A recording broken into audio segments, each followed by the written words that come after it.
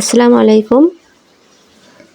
আজকে নিয়ে এসেছি আমড়ার আচার। আমড়ার দিন প্রায় চলে এসেছে। তো এখন আমড়ার আচার না বানালে তো হচ্ছেই না। অনেক লোভনীয় একটা আচার। তো আমি নিয়ে নিলাম আমড়ার আচার বানানোর জন্য কয়েকগুলো আমড়া। প্রথমে আমি খোসাগুলা পরিষ্কার করে নেব। আমড়া আমাদের দেশের একটি জনপ্রিয় মৌসুমী ফল। এর টক মিষ্টি স্বাদ ছোট বড় সবাই পছন্দ করে। আমড়ায় রয়েছে প্রচুর ভিটামিন সি, খাদ্য আঁশ এবং বিভিন্ন অ্যান্টিঅক্সিডেন্ট যা শরীরের রোগ প্রতিরোধ ক্ষমতা বাড়াতে সাহায্য করে। আমড়া খেলে হজম সহায়তা করে, ক্ষুধা বাড়ায় এবং ত্বকের জন্য উপকারী।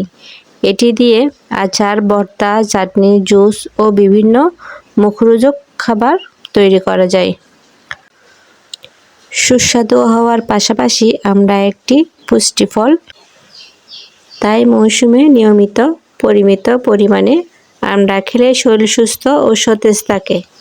আমড়ার খোসাগুলো আমার পরিষ্কার করা হয়ে গেছে। আমি এখন কেটে নেব, ধুয়ে নিয়ে আসবো, তারপর কেটে নেব। দেখুন আমি কিভাবে কাটতেছি। একটা আমড়াকে 6 পিস করব।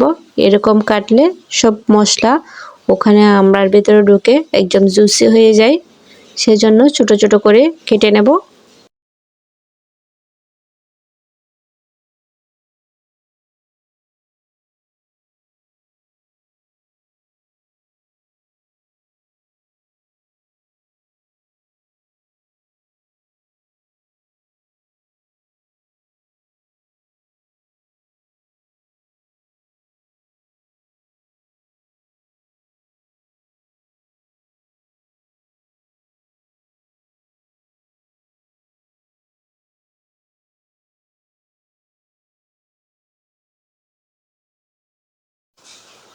আমার কাটা হয়ে গেছে, দেখুন এই পর্যায়ে আসছে।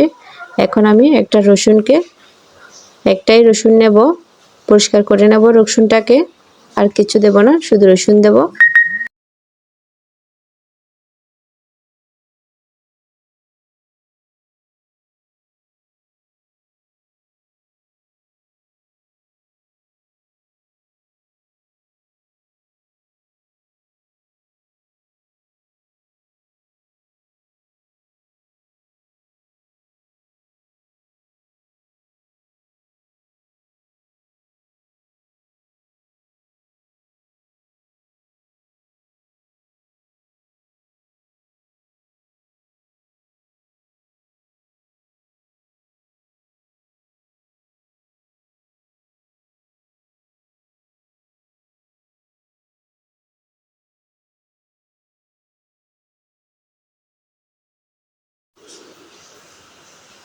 ওদিকে আমার সর্ষে ভিজিয়ে রাখছি, এগুলা অনেকটাই ভিজিয়ে গেছে, নরম হয়ে গেছে।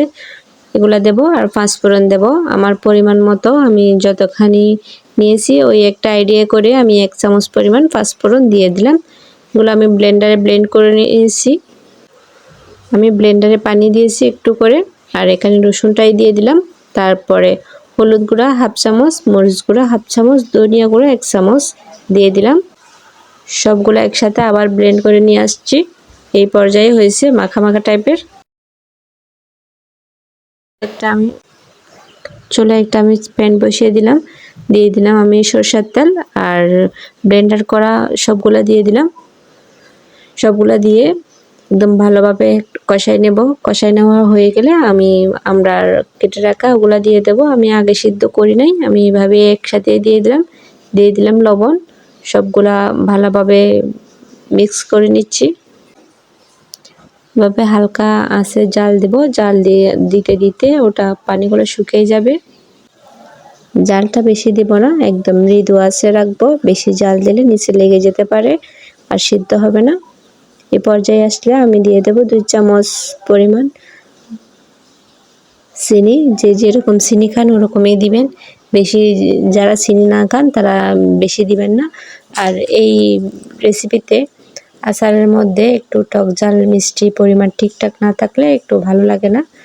এভাবে জাল দিতে দিতে যখন একটু টেনে আসবে তখন নামিয়ে নেব।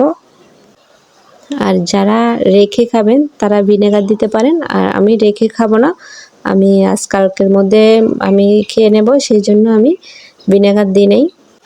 আর আচারটা আজকে খেলে তেমন স্বাদ পাবেন না, ওটা কাল অথবা পরশু খেলে, যেই দিন বানাই তার পরের দিন অথবা এর পরে খেলে অনেক স্বাদটা দ্বিগুণ বেড়ে যায়। আজকের মতো এখানে বিদায়। সবাই ভালো থাকবেন, সুস্থ থাকবেন। আল্লাহ হাফেজ। এতক্ষণ যারা আমার সাথে ছিলেন সবাইকে অনেক অনেক ধন্যবাদ সাথে থাকার জন্য।